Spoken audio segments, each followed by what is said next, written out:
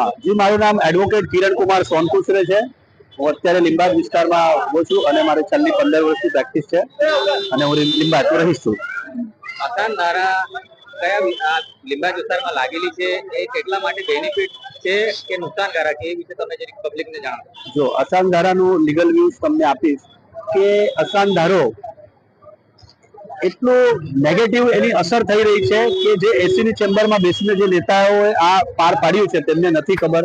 સૌથી પહેલા તો જ્યારે જે ગવર્મેન્ટની જે સ્કીમો છે, આરટીઈ નું આપણે ઉદાહરણ લઈ લઈએ તો જ્યારે આરટીઈ ની અંદર જે ખરેખર જે એનો ઉમેદવાર છે તે ઉમેદવારને જ્યારે રહેઠાણનો પુરાવો આપવાની વાત થાય છે ત્યારે તે ઉમેદવારને ભાડા કરાર રજૂ કરવું પડે છે. હવે ભાડા કરાર બનાવવું હોય તો મકાન માલિકે સબ રજિસ્ટ્રાર કચેરીમાં જઈને પર્ટિક્યુલર એની સ્ટેમ્પ ડ્યુટી પે કરીને પછી ભાડા કરાર બને. હવે આપ સમજો કે 11 મહિના માટે જે વ્યક્તિ ભાડેથી રહેતો હોય અને કયો મકાન માલિક એવો છે કે પોતે ભાડા કરાર રજીસ્ટર કરીને આપશે, અને એ પણ એટલો બધો ખર્ચાળ પ્રોસિજર છે કે કોઈ પણ ભાડૂતને બિચારાને પોતાના આરટીઈ ની અંદર પોતાના બાળકને ભણાવવા માટે ભાડા કરાર માટે ખાલી 20-25 હજાર રૂપિયા ખર્ચો કરવો પડે તેવું પોસાય તેવું નથી એ લોકોને. એટલે ગરીબ પ્રજા માટે ખૂબ જ અવગણ રૂપ છે આ, અને એકને ગોળ અને એકને ખોળ. આપ જોઈ શકશો કે કેટલા વિસ્તારોમાં આવી સમસ્યાઓ આવી છે કે અમુક લોકોના ઓર્ડર થવા માટે કોઈ તકલીફ પડતી નથી, અમુક લોકોના ઓર્ડર થવા માટે ખૂબ ઘણી બધી તકલીફો પડે છે. એટલે આપ સમજી શકો છો કે આ જે અસાનધારણ જે પ્રોસિજર છે તે પણ આ લોકો આટલી બધી લેન્ધી બનાવી છે કે સૌથી પહેલા આપણે અરજી કરીએ, પોલીસ સ્ટેશનનો અભિપ્રાય મેળવીએ, તલાટીનો અભિપ્રાય મેળવીએ, કલેક્ટર કચેરીનો અભિપ્રાય મેળવીએ. એટલે આ એટલી બધી લેન્ધી પ્રોસેસ છે. અને સાથે હું તમને કહીશ કે જ્યારે આ ધારો બનાવતા હતા ત્યારે મને નહીં ખબર કે કયા લીગલ ઓથોરિટી અમને સલાહ આપી હશે. આજે જો કદાચ મારું મકાન કબજા રસીદ વાળું મકાન હોય અને મને મારા છોકરાને મારું મકાન જો ટ્રાન્સફર કરવું હોય તો હું ભાજપને અને જે પણ વ્યક્તિ આ કાયદો બનાવ્યો છે તેમને ચેલેન્જ કરી છું કે શું મારું કબજા રસીદ વાળું મકાન હોય તો આવી કોઈ કલમ તમે અંદર એડ કરી છે કે હું મારા છોકરાને જ મારો મકાન ટ્રાન્સફર કરી શકું? શું એ લોકોમાં આટલી બુદ્ધિ નહીં હતી કે આવો કોઈ ક્લોઝ લઈને આવે કે ભાઈ મારા છોકરાને મારો મકાન ટ્રાન્સફર કરવું હોય ને મારો જો કબજા રસીદ વાળો મકાન હોય તો ભાઈ મારો પણ અધિકાર છે. ભારતીય બંધારણનો આપણે આર્ટિકલ 19(1)D વાંચીએ તો એમાં લખેલું છે કે ભારત દેશનો કોઈ પણ નાગરિક પૂરા ભારતની અંદર કશે પણ હરી ફરી શકે, કશે પણ પોતાનું નિવાસ બનાવી શકે. તે આર્ટિકલનું છેદ પણ આ ધારાની રૂએ એ લોકોએ ઉડાવી દીધું છે.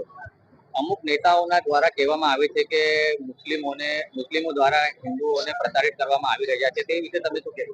હું એને સ્ટન્ટ ગણાવું છું. કેમ કે જ્યારે પણ આ ઇલેક્શન સર પર આવે ત્યારે આપ સૌ જોઈ શકો છો આ જ સરકાર છે છેલ્લા 30 વર્ષથી. આ જ મ્યુનિસિપલ કોર્પોરેશનમાં બી આ મેયર છે. તમામ રીતે એક જ વ્યક્તિ, એક જ પાર્ટીનું બધું શાસન છે, અને જ્યારે ઇલેક્શન સર પર આવે ત્યારે આવી વાતો કરતા હોય તો એનો છેદ ઉડી જાય છે. એટલે હું એને સિરેથી નકારી દઉં છું. મારું નામ ઇમ્તિયાઝ શેખ અલીફવાલા, સામાજિક અગ્રણી, મદીના મસ્જિદ વિસ્તાર. હમણાં 2 દિવસ અગાઉ અમારા લીંબાયત વિધાનસભાના MLA શ્રી સંગીતાબેન પાટીલનું એક નિવેદન હતું કે 500 મુસ્લિમના વચ્ચે એક હિન્દુ સુરક્ષિત નથી. તો અમે ટોટલ અમારા જે વિસ્તારના જેટલા પણ સામાજિક અગ્રણીઓ છે તમામ મળીને જે અહીંયા હિન્દુ ભાઈઓ જે દુકાને લઈને બેઠા છે વર્ષોથી, જે 50-50 વર્ષ, 30 વર્ષ, 40 વર્ષ એવા વર્ષોથી જે દુકાનો ચલાવે છે, અમે એમને જઈને રૂબરૂ મળ્યા અને એમનું મંતવ્ય અમે પૂછ્યું કે ભાઈ તમને કોઈ તકલીફ પરેશાની કઈ છે? તો એમનો જે સંગીતાબેનનો જે જવાબ હતો, સવાલ હતો, એનો બરાબર જવાબ આપ્યો છે અને કહ્યું છે કે અમને કોઈ જાતની તકલીફ નથી. અહીંયા અમારા સાથે મુસ્લિમ ભાઈઓ બધા સાથે મળીને અમને સાથ સહકારથી અમે ધંધો चलाવીએ છીએ. ये आपका नाम? कन्हैयालाल प्रजापत। आपका ये काम आप इस विस्तार में कितने सालों से कर रहे हैं? 35 साल से। ये मतलब में आपको यहाँ पे अभी तक के कोई आपको ये विस्तार में काम करते हुए कितने साल हो गए? 35 साल हो गए। अब इसके बारे में आपको ये यहाँ के लोगों के बारे में आपकी क्या प्रतिक्रिया है? अच्छे है सब। ऐसा कोई हाँ नहीं, ऐसा कोई प्रॉब्लम नहीं है। हिंदू मुस्लिम वाला नहीं नहीं, ऐसा नहीं है। और आपको यहाँ के लोगों का मतलब में प्रतिसाद कैसा मिल रहा है मुस्लिम लोगों को? नहीं, अच्छा है। हाँ तुम्हारी दुकान का नाम मयूर इलेक्ट्रॉनिक्स जी, है ना? आप कितने साल से यहाँ हो? मैं 35 साल से यहाँ पर हूँ। 35 साल से आप यहाँ 35 धंधा साल कर से, रहे हो हाँ बिल्कुल। और ये आजू बाजू पूरा मुस्लिम एरिया? पूरा मुस्लिम एरिया है, पूरा आजू बाजू। आपको कोई भी मुस्लिम तरफ से कोई परेशानी नहीं है, नहीं, कोई तकलीफ? कोई तकलीफ नहीं, कोई परेशानी नहीं, भाईचारा जैसे रहते हैं हम, कोई दिक्कत नहीं। कोई दिक्कत कभी भी नहीं। आधी रात को काम हो बुलाओ, सब हाजिर हो जाते, आ जाते हैं। किसी यानी तरह हमारे का कोई उत्तम भाई को भी कोई तकलीफ नहीं है, हम्म। पॉलिटिकली रंग देने की जरूरत नहीं है इसको। भाई अपनी दुकान को कितना टाइम हुआ? 6 महीने करीब हो गया। 6 महीने हो गए ना? 6 महीने में तुमको यहाँ कोई मुस्लिम एरिया है जी, कोई मुस्लिम आके कोई परेशान किया आपको? बिल्कुल भी नहीं, कोई नहीं ना? कोई भी नहीं। आजू बाजू वालों का कैसा कोऑपरेट है आपको? बहुत अच्छा कोऑपरेट, बहुत अच्छा है। बहुत अच्छे से रहते भाई ये जो मेडिकल स्टोर है इसका ओपनिंग हमारी एमएलए संगीताबेन पाटिल ने किया था। तो ये हमारे यहाँ ना बहुत अच्छे दोस्त है मुकेश भाई, इनका मेडिकल स्टोर है और यहाँ एकदम भाईचारे की तरह हम लोग काम करते हैं और कोई भी परेशानी हो एक दूसरे से कंधे से कंधा मिला के खड़े।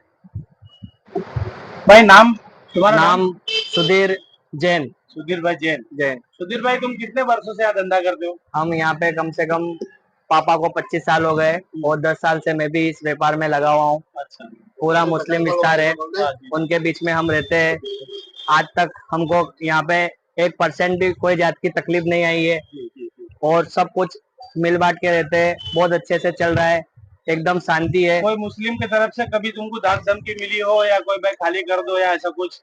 कोई भी मुस्लिम की तरफ से या अदर कोई भी जात की तरफ से कभी भी कोई भी जात की कोई परेशानी नहीं आई है और कभी ऐसी अड़चन भी आई है तो मुस्लिम भाई बंधुओं ने हमें हमेशा हमारा साथ दिया है।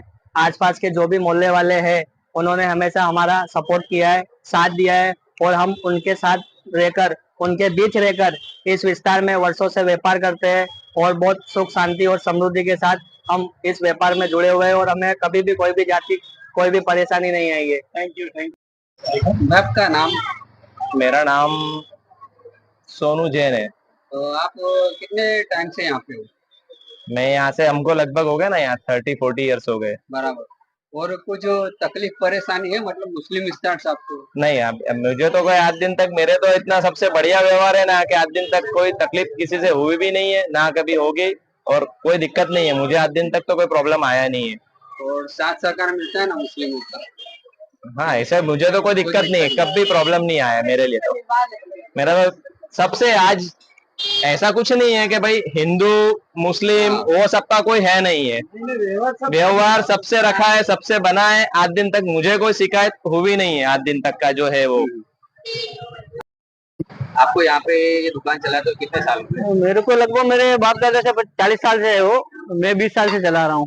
अभी आपको यहाँ के लोगों का कुछ जैसे धाक धमकी वाला मैसेज आता है या ऐसा कुछ होता है मुस्लिम समाज के लोगों के द्वारा? नहीं, कभी ऐसा आज तक का रिकॉर्ड है, कभी किसी ने धमकाया हो, एक मारवाड़ी एक विमल दे दे, ऐसा कभी हुआ नहीं।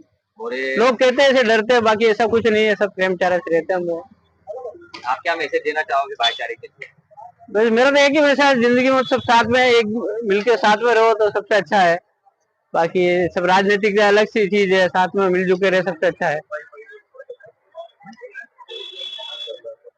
असंधारा के लिए क्या कहना है तुम्हारा?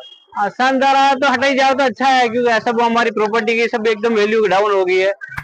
खाली आसान दारा का नाम लेके सब वोटिंग कर रहे हैं, कोई मतलब नहीं इसका।